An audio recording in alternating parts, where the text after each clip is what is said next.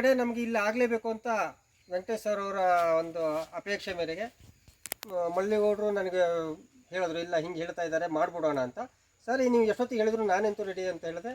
ಇವತ್ತು ತುಂಬ ಖುಷಿ ಆಗ್ತಾ ಇದೆ. ಯಾಕೆಂದರೆ ಈ ಒಂದು ಜ್ಞಾನ, ಕೃಷಿ ಜ್ಞಾನ ನಾನೇನು ಕಂಡುಕೊಂಡಿದ್ದೀನೋ ಇದು ಇನ್ನೂ 100 ಜನಕ್ಕೆ ಸಿಗಲಿ ಅನ್ನೋದು ನನ್ನ ಉದ್ದೇಶ. ನನಗೇನು ತಿಳಿದಿದೆಯೋ ಅದನ್ನು ನಾನು ಕಲಿಸ್ಲಿಕ್ಕೆ ರೆಡಿ ಇದ್ದೀನಿ. ಬೇರೆ ಬೇರೆ ಒಂದಷ್ಟು ವ್ಯವಸ್ಥೆ ಮಾಡೋದಕ್ಕೆ, ಈಗೇನೋ ಅವರು ಯೂನಿವರ್ಸಿಟಿ ಅಂತ ಹೇಳಿದ್ರು, ಅಥವಾ ಇಲ್ಲಿಯೇ ಉಳಿದು ಕಲಿತೀನಿ ಅನ್ನುವಂಥ ರೈತರಿಗೆ ಒಂದು ವ್ಯವಸ್ಥೆ ಮಾಡೋಕ್ಕೂ ನಾವು ಸದ್ಯದಲ್ಲೇ ನಾನು ಮಳ್ಳಿಗೌಡರ ಜೊತೆಗೆ, ಕಿರಣ್ ಅವ್ರ ಜೊತೆಗೆ ಮಾತಾಡಿದ್ದೀನಿ. ಇಲ್ಲಿ ಬರ್ತೀನಿ ಅಂದವರಿಗೆ ಬಂದು ಇಲ್ಲೇ ಉಳಿದು ಒಂದು ಸರಿಯಾದ ಒಂದು ಕೃಷಿ ಮಾರ್ಗದರ್ಶನ ಮಾಡೋಕ್ಕೊಂದು ವ್ಯವಸ್ಥೆ ಮಾಡ್ತಾ ಇದ್ದೀವಿ. ಮುಂದಿನ ದಿನಗಳಲ್ಲಿ ಅದು ಆಗತ್ತೆ. ಮತ್ತೊಮ್ಮೆ ಬಂದ ಎಲ್ಲರಿಗೂ ಸ್ವಾಗತವನ್ನು ಕೊಡ್ತಾ, ಬಂದಿರೋ ಎಲ್ಲರಿಗೂ ನನ್ನ ನಮಸ್ಕಾರವನ್ನು ತಿಳಿಸ್ತಾ ಸಭಾ ಕಾರ್ಯಕ್ರಮದ ಉಳಿದಿದ್ದು ಮಾತಾಡೋಣ. ಸಭಾ ಕಾರ್ಯಕ್ರಮಕ್ಕೆ ಹೋಗೋಣ. ನನ್ನ ತೋಟ ನೋಡಿದ್ದೀರಿ. Okay sir. ನನ್ನ ಸಕ್ಸಸ್ಫುಲ್ ನೋಡಿದ್ದೀರಿ. ಗುರುಗಳೇ, ತೋಟ ಹೇಗಾಗಿದೆ? ತೋಟ ತುಂಬಾ ಚೆನ್ನಾಗಿದೆ, ಅದ್ಭುತವಾಗಿದೆ.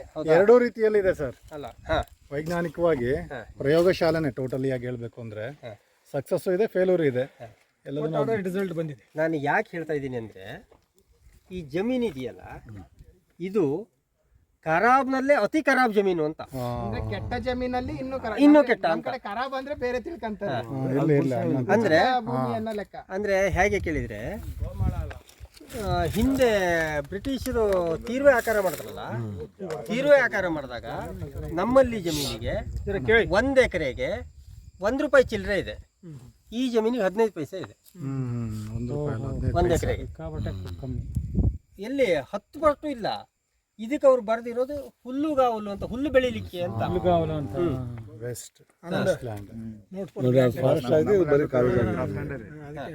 ಅಂದ್ರೆ ಈ ಅಂತ ಬರುತ್ತೆ. ಈ ಕಲಾಮಲ್ಲಿ ಈಗ ಭಾಗ ಆಯ್ತಾ, ತರಿ ಕುಷ್ಕಿ ಅಂತ ಬರುತ್ತಲ್ಲ, ಅದೇ ರೀತಿ ಕುಷ್ಕಿ ಈ ಅಂತ ಬರುತ್ತೆ.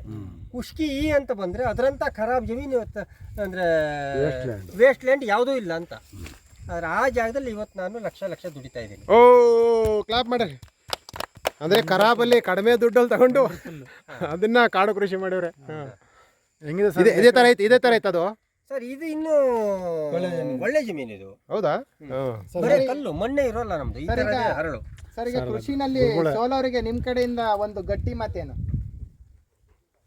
ಸರ್, ಕೃಷಿಯಲ್ಲಿ ಸೋಲ್ತೀನಿ ಅಂದ್ರೆ ಅವರಂತ ಮೈಗಳ್ರು ಯಾರೂ ಇಲ್ಲ. ಅಯ್ಯೋ, ಯಾವತ್ತು ಮೈಗಳ ತರ ಬಿಟ್ರ ಅವತ್ತು ಕೃಷಿಯಲ್ಲಿ ಸೋಲು ಅನ್ನೋ ಮಾತೇ ಇಲ್ಲ. 8 ಗಂಟೆ ಕಷ್ಟಪಟ್ಟು ದುಡಿರಪ್ಪ. 6 ಗಂಟೆಯಿಂದ ರಾತ್ರಿ 8 ಗಂಟೆವರೆಗೂ ದುಡಿದವರು ಸೋತರಿದಾರಲ್ಲ. ನೀವು ಒಂದು ಮಾತು ಹೇಳಿದ್ರಿ, ಅದೊಂದು ಸತ್ಯ. ಒಂದು ಮಾತು ಹೇಳಿದ್ರಿ, ಕತ್ತೆ ತರ ದುಡಿದವರು ಅಂತ. ಆ ಕತ್ತೆ ತರ ದುಡಿಯೋರಿಗೆ ಬುದ್ಧಿ ಸ್ವಲ್ಪನೂ ಇರೋಲ್ಲ. ಬರೀ ಜೋಳ ಮಾಡೋರು ಅಲ್ಲ, ಬೆಟ್ಟಕ್ಕೆ ಮಣ್ಣು ಹೊತ್ತಂಗ ಆಯ್ತು. ರೊಟ್ಟಿ ತಿನ್ನಕ್ಕಾಗಲ್ಲ ನೀವು. ಆ ಜೋಳ ಅಲ್ಲ, ಸ್ಮಾರ್ಟ್ ವರ್ಕ್ ಬೇಕೇ ಬೇಕು. ಕೃಷಿಯಲ್ಲಿ ಸೋಲು ಅನ್ನೋ ಮಾತು ಇಲ್ಲ. ಯಾರಾದ್ರೂ ಹೇಳಿದ್ರೆ ಅವ್ರು ಮೈಗಳ್ರು ಅಂತಾನೆ ಅರ್ಥ. ಅದ್ರಲ್ಲಿ ಮತ್ತೆ ಪ್ರಶ್ನೆನೇ ನೋಡ್ರಿ, ಡಿಲೀಟ್ ಮಾಡ್ಬಿಟ್ರಿ. ಏನೋ ಇರುವೆಗಳು ಮುಚ್ಕೊಂಡಿದ್ದಾರೆ ನೋಡಿ. ಇಲ್ಲಿ ಎಲ್ಲ ನೋಡಕ ಒಳ್ಳೇದು. ಏನಂತೀರಿ ಗುರುಗಳೇ? ಇದೇ ಕಾಡಲ್ವಾ? ಪ್ರತಿಯೊಂದನ್ನು ಅಂದ್ರೆ ಎಷ್ಟು ಡೈವರ್ಸಿಟಿ ಒಳಗೆ ಎಷ್ಟು ಮಾಡ್ಬೋದು. ಹೌದೌದು. 1 ಎಕರೆ ಅಂದ್ರೆ ಎಷ್ಟು ದೊಡ್ಡ ಕ್ಷೇತ್ರ ಅಂತ ಈಗ ಗೊತ್ತಾ. ಒಂದೊಂದು ಅಡಿಗೆ ಗಿಡ ಬೆಳಿಬೋದು ಅಂತ. ಎಲ್ಲ ಇರುವೆಗಳ ತರ ಆಗ್ಬಿಟ್ಟಾರ ಮನುಷ್ಯರ ಈಗ ಕಲಿಯೋದಕ್ಕೆ. ಒಳ್ಳೇದು. ನೀವು ಎಲ್ಲಿ ನೀವು ಎರಡಿಸಬೇಕು. ಯಾವನ ಹತ್ತಿದ ಕಣ್ರಪ್ಪ ನನ್ನ ಹಿಂದೆ. ಯಾವನ ಹತ್ತಿದ ನನ್ನ ಹಿಂದೆ. ಬಿಲ್ಡಿಂಗ್ ಮಾಡಲಿ ಗೌಡ್ರಿಗೆ. 1 2 3 ಗೌಡ್ರು ಮಾಡ್ತಾರೆ. ಅಯ್ಯೋ, ಇವತ್ತು ಖುಷಿ ಒಂದು ವಾರ ನೋಡಿದ್ರ ಸ್ನೇಹಿತರೆ, ನಾವೆಲ್ಲ ಮಕ್ಕಳಾಗ್ಬಿಟ್ಟಿದೀವಿ ಈ ದಿನ. ತೋರಿಸಿ. ಈ ಸಂತೋಷಕ್ಕೆ ಪಾರವೇ ಇಲ್ಲ. ಒಂದು ಮಾಡಿ ಹಂಗನೆ ಫೋಟೋ ಮಾಡ್ರಿ. ನೋಡ್ರಿ ಅಂದ್ಬೇಡ್ರಿ. ಬಂದಿದ್ದೀವಿ.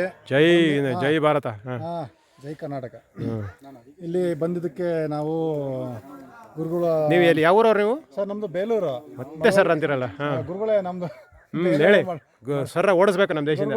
ಗುರುಗಳೇ ನಮಸ್ಕಾರ. ಹಾಂ ಹೇಳಿ. ನನ್ನ ಹೆಸರು ಸತೀಶ್ ಅಂತ ಹೇಳ್ಬಿಟ್ಟು ನಾನು ಬೇಲೂರಿಂದ ಬಂದಿದ್ದೀನಿ. ಹಾಂ ಇಲ್ಲಿ ಅರಣ್ಯ ಕೃಷಿ ಎಲ್ಲ ನೋಡಿ ಆಯ್ತು, ತುಂಬಾ ಚೆನ್ನಾಗಿದೆ. ಹಾಂ ಪ್ಲಸ್ ಮೈನಸ್ ಎರಡನ್ನೂ ಹೇಳಿದ್ರು ಇಷ್ಟವರೆಗೂ. ಹಾಂ ತುಂಬಾ ಅದ್ಭುತವಾಗಿದೆ. ಹ್ಞೂ ಒಳ್ಳೆ ಊಟ ಇತ್ತು, ಒಳ್ಳೆ ತಿಂಡಿ ಇತ್ತು. ಏನೇನು ತಗೊಂಡೋಗ್ತಿದ್ರಿ? ಈಗ ನಾನು ನೋಡಿ ಒಂದು ಇಪ್ಪಲಿ. ಹಾಂ ಯಾವ್ದು ಇಪ್ಲಿ? ಇದು ಸರ್ ಇದು ಇದಾ ಇಪ್ಲಿನಾ? ಅದೇ ಸಕ್ಕತ್ ಖಾರ. ಹಾಂ ಇದು ಇದು ಅದೇನೋ ಶ್ರೀಕರ ಅಂತ ಹೇಳಿದ್ರು. ಹಾಂ ಇದು ಇದು ಅದ್ರ ತಮ್ಮ ಹಾಂ ಶುಭಕರ. ಇದು ಇದು ಅದ್ರ ತಂಗಿ. ಓಹೋ, ಅವು ಎಲ್ಲ ಶ್ರೀಕರನಾ? ಮೂರು. ಇದು ಇದು ಸರ್ ಸೈನೇಟ್ ಟ್ರೀ ಅಂತಾರೆ. ಹಾಂ ನುಗ್ಗೆ ಎಂಥದ್ದು? ಲಕ್ಕೆ ಸೊಪ್ಪು ಹಳ್ಳಿ ಕಡೆ ಹೇಳೋದು. ಬೇಲಿ ಸೈಡ್ಗೆ ಹಾಕೋದು. ಹಾಂ ಹಾಂ ಹಾಂ ಹೆಚ್ಚು ಕಡಿಮೆ ಆದರೆ ಇದು ಏನೋ ಆಗುತ್ತೆ ಅಂತ ಹೇಳ್ತಾರೆ. ಹೌದಾ? ಪ್ರಾಕ್ಟಿಕಲ್ ಆಗಿ ಇನ್ನೂ ಮಾಡಿ ನೋಡಿಲ್ಲ. ಹಾಂ ಧನ್ಯವಾದಗಳು. ಯಾಕಂದರೆ ಅವರು ಕಾಡು ಕೃಷಿಕಾರಿ ಶಾಲೆ 9 ನವೀನ್ ಅವರು ಇದ್ದಾರೆ. ಅವರೇ ಗುರುಗಳೆಲ್ಲಿದ್ದಾರೆ? ನವೀನು ಇಲ್ವ ಇಲ್ಲಿ? ಓಕೆ, ಇವರೇ ಗುರುಗಳು ಮಾಡಿದ್ದೀವಿ. ರೈತರಾಜ್ ಗುರುಗಳು ಇಲ್ಲಿ ಯಾರು ಪ್ರೊಫೆಸರ್ಗಳೇ ಡಿಗ್ರಿ ಅಲ್ಲ, ಇಲ್ಲಿ ಡಿಗ್ರಿ ಇಲ್ಲ ಅಥವಾ ಯಾವುದೇ ಒಂದು ಕ್ವಾಲಿಫಿಕೇಷನ್ ಬೇಕಾಗಿಲ್ಲ. ನೀವು ಕೃಷಿ ಮಾಡ್ತಾ ಇದ್ದಾರೆ, ಪರಿಸರ ಉಳಿಸೋದಕ್ಕೆ ಕೃಷಿ ಮಾಡಿ ಲಾಭದಾಯಕವಾಗಿದ್ದರೆ ಅವರ ಒಂದು ಜಮೀನನ್ನು ಗುರುತಿಸಿ ಅವರ ಅನುಮತಿ ಮೇರೆಗೆ ನಾನು ಇಲ್ಲಿಗೆ ನಿಮ್ಗೆ 6 ತಿಂಗಳಾಯ್ತು ಅನಿಸುತ್ತೆ ಜೋಶಿಯವರು ನಾವು ಭೇಟಿಯಾಗಿ 6 ತಿಂಗಳಾಯಿತು. ಯಾಕೆಂದರೆ ಅವರಿಗೂ ನಮಗೆ ಹೋಗಬೇಕು. ನಾವು ಯಾರೋ ರಾಜಕೀಯದವರಲ್ಲ, ಯಾವ ಧಾರ್ಮಿಕ ಬೇರೆ ಬೇರೆ ಆ ಥರ ಅಲ್ಲ.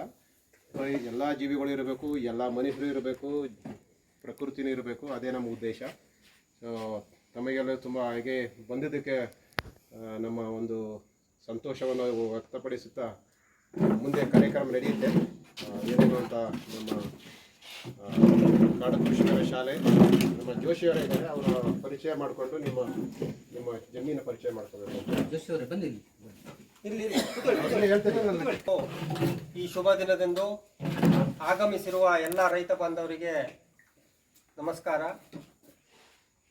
ಸಮಸ್ತ ಜೀವಿಗಳಿಗೆ ಜೀವನಾಧಾರವಾದ ಭೂಮಿ ತಾಯಿಯನ್ನ ನಮಸ್ಕರಿಸುತ್ತಾ,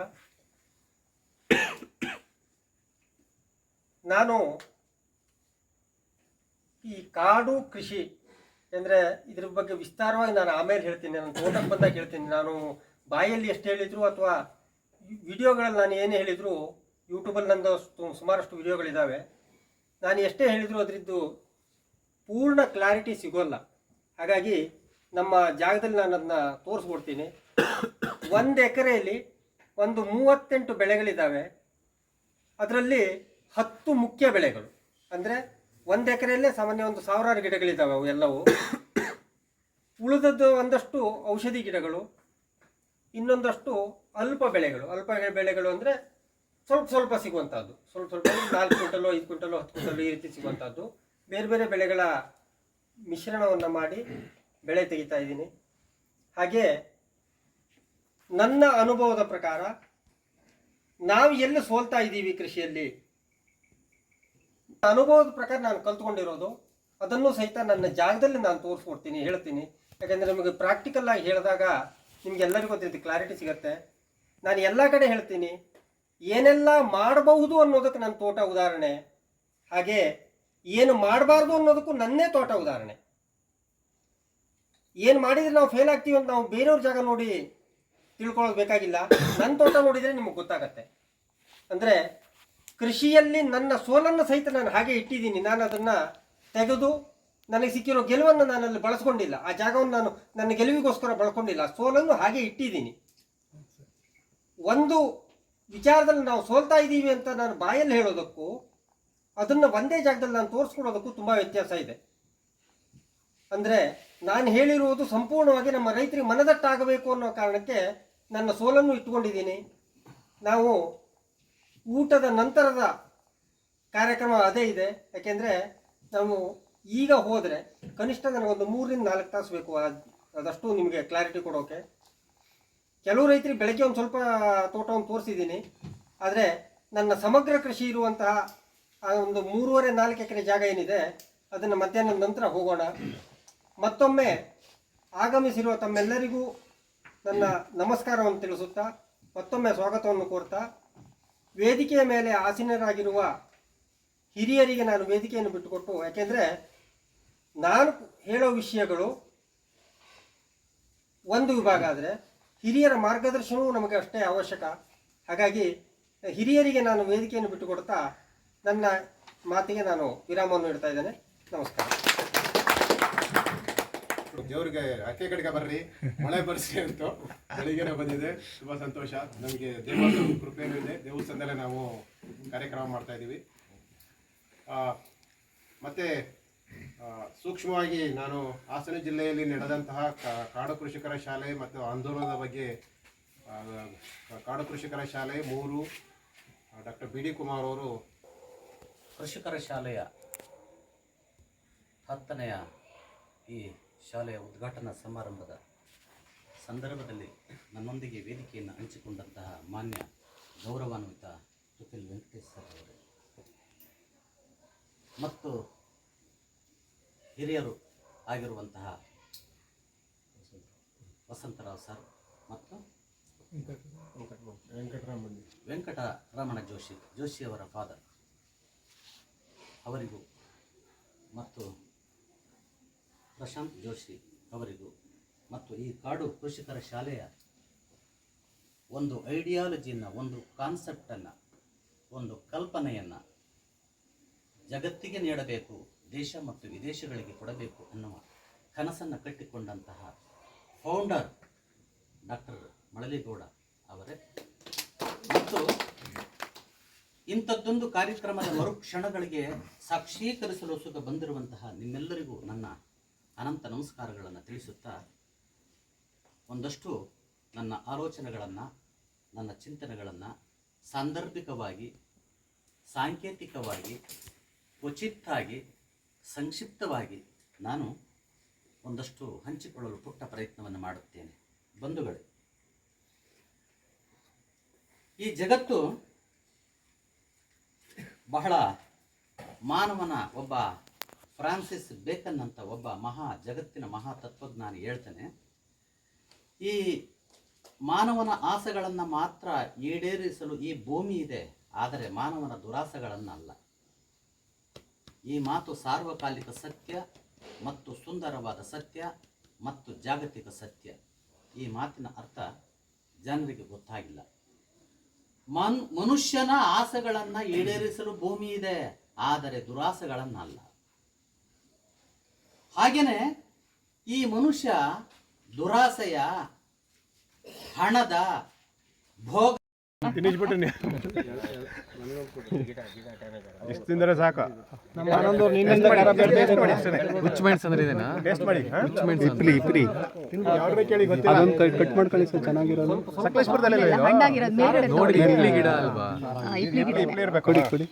ಏನಂತಾರೆ ಕೇಳಿ? ಮರ ಹಿಪ್ಪಲಿ. ಸ್ವಲ್ಪ ತಿನ್ನಿ, ಜಾಸ್ತಿ ಆದ್ರೆ